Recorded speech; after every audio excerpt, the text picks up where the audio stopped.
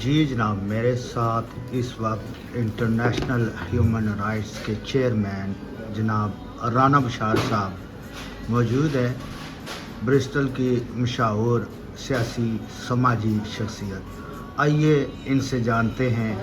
کہ یہ جو موجودہ صورت حالات ہے کشمیر میں، ان کا کیا پوائنٹ آف ویو ہے اس عوامی انٹرنیشنل عوامی تحریک کی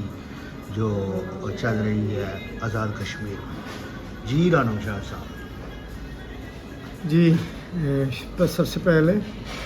شکریہ آپ کا اور آپ کے ناظرین کا مجھے موقع دینے کا۔ سب سے پہلے میں تو انٹرنیشنل ہیومن رائٹس موومنٹ کے حوالے سے بتانا چاہتا ہوں۔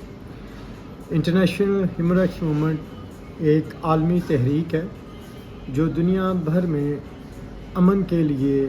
اپنی کوششیں جاری رکھے ہوئے ہے۔ اس وقت انٹرنیشنل ہیومن رائٹس موومنٹ دنیا کے تقریباً 60 سے زیادہ ممالک میں عملی طور پر امن کے لیے کام کر رہی ہے۔ ہم بنیادی طور پر مذہبوں، نسلوں اور اقواموں کے درمیان فسادات اور محبت کو بڑھانے کے لیے کام کرتے ہیں، فسادات کو کم کرنے کے لیے جنگ کے خلاف آواز اٹھاتے ہیں اور تمام ناانصافیوں جو مذہب کی بنیاد سے بالاتر، رنگ، نسل اور علاقے کی بنیاد سے بالاتر ہو کر انسانیت کے لیے آواز بلند کرتے ہیں۔ کشمیر بحیثیت مسلمان اور پاکستانی تمام پاکستانیوں کی طرح میرے دل کے بھی انتہائی قریب ہے، لیکن بدقسمتی ہے کہ پچھلے 75 سال سے کشمیریوں پر ہونے والی زیادتیوں، ظلم کو جس طرح عالمی سطح پر اجاگر کیا جانا چاہیے تھا، یا جس طرح اس تحریک کو عالمی سطح پر انسانیت کی تحریک بنایا جا سکتا تھا، اس میں نہ صرف بحیثیت پاکستانی گورنمنٹ بلکہ ہم پاکستانی انتہائی طرح پر ناکام رہے۔ ہم نے اس کو ایک علاقائی مسئلہ بنا دیا، نہ کہ ہم اس کو انسانی حقوق کا مسئلہ بناتے۔ اس وقت کشمیر میں سینکڑوں ہزاروں ہماری مائیں بہنیں اپنی جانوں کا نذرانہ دے چکی ہیں۔ بیسک زیادتیاں کی جا رہی ہیں وہاں پر، لیکن پاکستان اپنی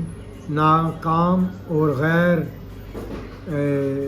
تسلسل والی پالیسیز کی وجہ سے کشمیر کا مقدمہ عالمی سطح پر اور اقوام متحدہ اور خاص طور پر OIC میں اٹھانے میں ناکام رہی ہے۔ اس سلسلہ میں انٹرنیشنل ہیومن رائٹس موومنٹ اپنے مقاصد اور اپنے پرنسپل پہ اسٹینڈ لیتے ہوئے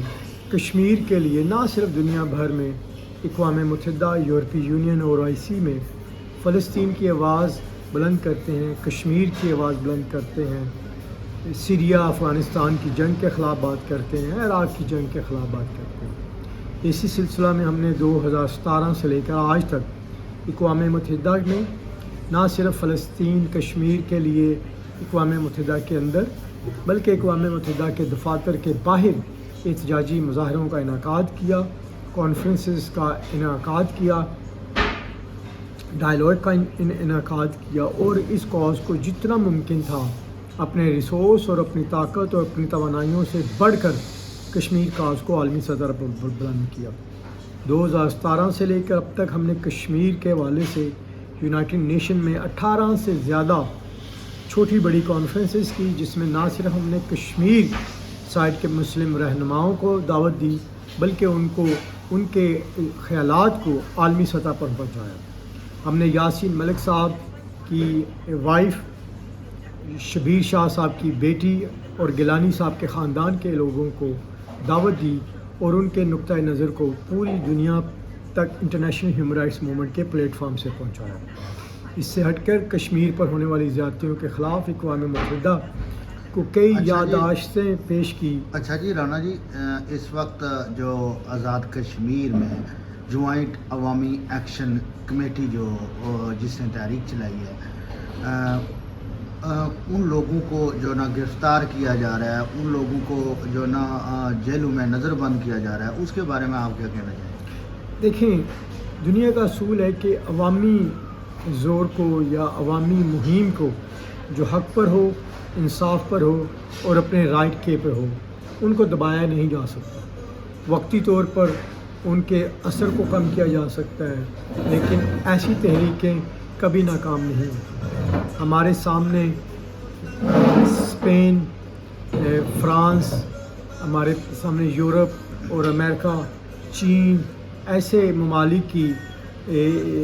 تحریکیں سامنے ہیں جنہوں نے نہ صرف تخت شاہی کو بدل دیا بلکہ پورے کے پورے نظام کو بدل دیا۔ کیا آپ کو ایسا نہیں لگتا یہ تحریک جو نا پاکستان کے خلاف تھی؟ دیکھیں، ہر تحریک جب تحریک اٹھتی ہے کسی بھی ایشو پر، اس کو دیکھنے کے مختلف نظریے ہوتے ہیں۔ کچھ لوگ شرپسند اور پاکستان کے مخالف اور جو آرگنائزیشنز ہیں پاکستان کے خلاف جو کام کرتی ہیں، وہ ان کو اپنے مطلب کے لیے استعمال کرنے کی کوشش ضرور کریں، لیکن ہم نے اس بات پر زور دینا ہے کہ عام طور پر جو عوامی سوچ ہے، جو عوامی خواہشات ہیں، وہ کن مقاصد کے لیے کی جا رہی ہیں۔ لوگ سڑکوں پر ہیں، احتجاجی مظاہروں کا انعقاد کر رہے ہیں، ان کی بنیاد کیا ہے؟ میرا خیال ہے کہ جو اجتماعی آواز ہوتی ہے، جو اجتماعی بات کی جاتی ہے، وہی زیادہ پائیدار اور اثر انداز ہوتی ہے۔ عوامی ایکشن کمیٹی کے ساتھ جو معاہدے کیے گئے ان معاہدوں کو پورا نہ کیا گیا، اب عوامی ایکشن کمیٹی دوبارہ احتجاج کی کال دینے جا رہی ہے، تو اس پر آپ کیا کہیں؟ دیکھیں، حکومتوں کی ذمہ داری ہوتی ہے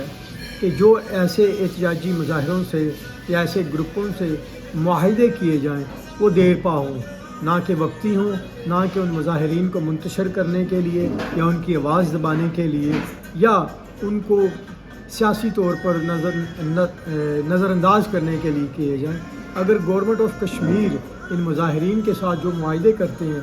میرا ایمان ہے اور میرا بحیثیت سیاسی ورکر اور انٹرنیشنل ہیومن رائٹس موومنٹ کے پلیٹ فارم سے یہ ماننا ہے کہ ان چیزوں کو نظر انداز کیا جائے اور ایسے معاہدوں کو اور ایسے کانٹریکٹ کو جو ہے جو بھی وعدے کیے گئے ان کو نبھایا جائے، نہ کہ ایسی چیزوں کو اور انتشار دیا جائے اور ان کے جذبات اور ان کے احساسات کو نظر انداز کیا جائے۔ آخر میں آپ پاکستان کو کیا میسیج دینا چاہیں گے؟ دیکھیں، میں یہ پاکستان کی پچھلے 10 سال سے جتنی بھی حکومتیں رہی ہیں، پرویز مشرف سے لے کر ابھی شہباز شریف تک، تقریباً ہر حکومت اور حکومت وقت کے سربراہ کو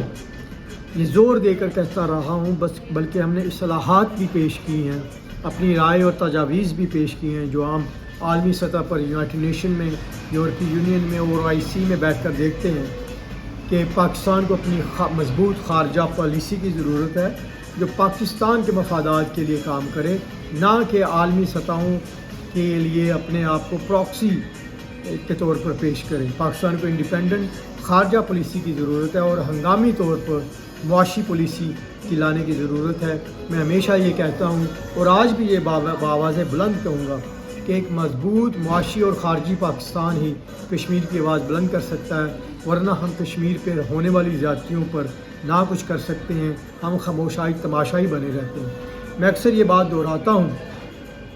کہ پاکستان پچھلے 72 سال سے کشمیر کے ساتھ کھڑا ہے، وہاں پر کشمیر کی بچیوں کی زیادتی ہوتی ہے، ہم ان کے ساتھ کھڑے ہیں، پتہ نہیں کیسے کھڑے ہیں۔ کشمیر پر ہمارے نہتے کشمیریوں کو شہید کیا جاتا ہے، ہم ان کے ساتھ کھڑے ہیں، پتہ نہیں کیسے کھڑے ہیں۔ کشمیر کی آواز کو دبایا جاتا ہے، ہم ان کے ساتھ کھڑے ہیں، پتہ نہیں کیسے کھڑے ہیں۔ کشمیر پر ہمارے لاکھوں ہزاروں لوگوں کو شہید کر دیا گیا ہے، ہم ان کے ساتھ کھڑے ہیں، پتہ نہیں کیسے کھڑے ہیں۔ یہ کیسا ساتھ کھڑے ہونا ہے کہ نہ ہی تو ہم ان کے درد میں ان کے حصے دار بنتے ہیں، نہ ہی ان کی آواز کو عالمی سطح پر اٹھانے میں کامیاب ہوئے۔ اگر کشمیری خود مختاری کا نعرہ لگاتا ہے، اس پر آپ کیا کہنا چاہیں گے؟ دیکھیں، یہ تو ایک عالمی فلسفہ ہے، یہ تو ایک عالمی پرنسپل ہے کہ لوگوں کی رائے مقدم ہے اور اسی چیزوں پر پوری دنیا قائم ہے۔ کشمیریوں کی سب سے پہلی ترجیح یہ ہے کہ جو وہ فیصلہ چاہتے ہیں، وہ انڈیا کے ساتھ الحاق چاہتے ہیں جو ظاہری طور پر نظر نہیں آتا، وہ پاکستان کے ساتھ آنا چاہتے ہیں یا ایک انڈیپینڈنٹ آزاد کنٹری کے طور پر دنیا کے نقشے پر ابھرنا چاہتے ہیں، یہ کشمیریوں کا اپنا حق ہے۔ اور جو حالات ہیں، میرا خیال ہے کہ کشمیری اپنے لیے سب سے بہتر فیصلہ کر سکتے ہیں، ماں سوائے میں یا آپ کوئی اپنی ٹپنی دیں۔